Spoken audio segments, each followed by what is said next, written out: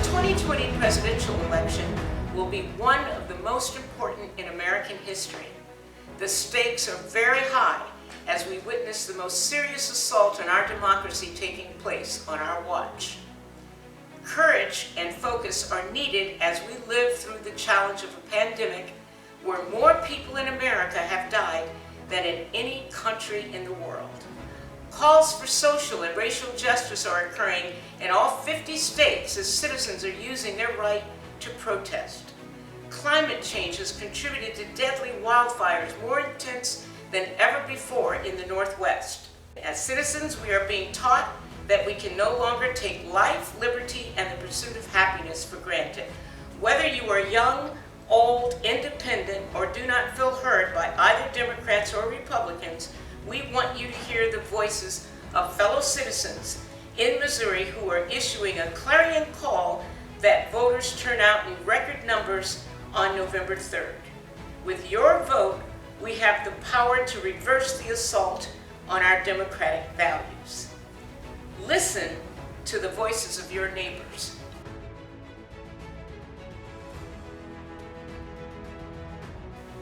Let me tell you all something that you need to remember. My ancestors have fought for American democracy even while being enslaved. They did so in the American Revolution and the Civil War. They have fought in every war and have even fought for the right to fight in World War I and World War II. Why? They believed in the hope of America and freedom.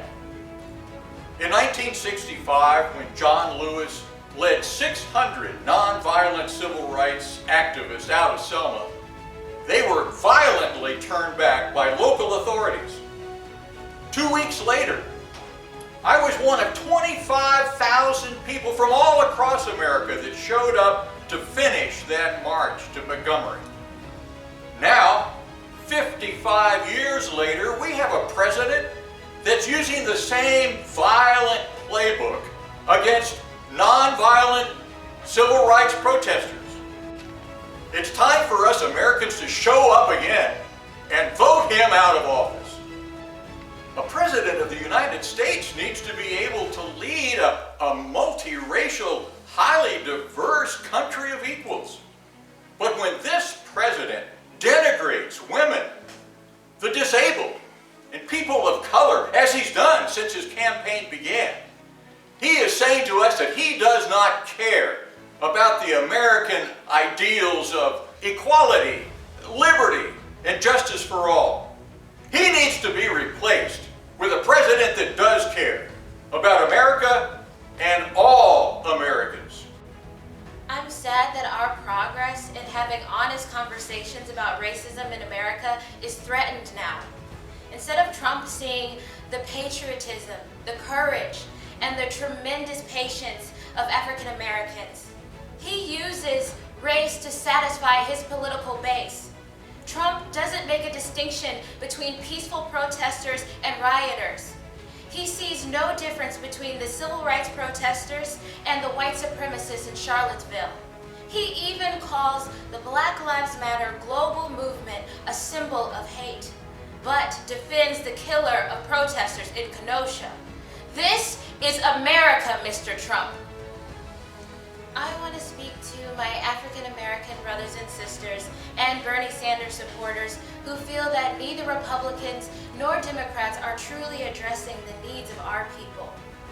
Remember the courage of enslaved men who fought in wars on American soil.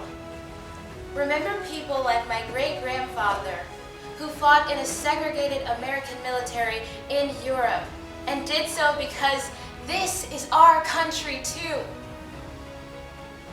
Those men liberated 30 cities in Germany, France, and Belgium. Remember that the men and women of Black lives are people just like my great-grandfather, fighting for life, liberty, and the pursuit of happiness. Together, we must move forward the needle of progress, or we will go backwards. We need you to vote, thinking about the lives that depend on your voice being heard. Trump has supported violence against people of color and peaceful protesters all across this country.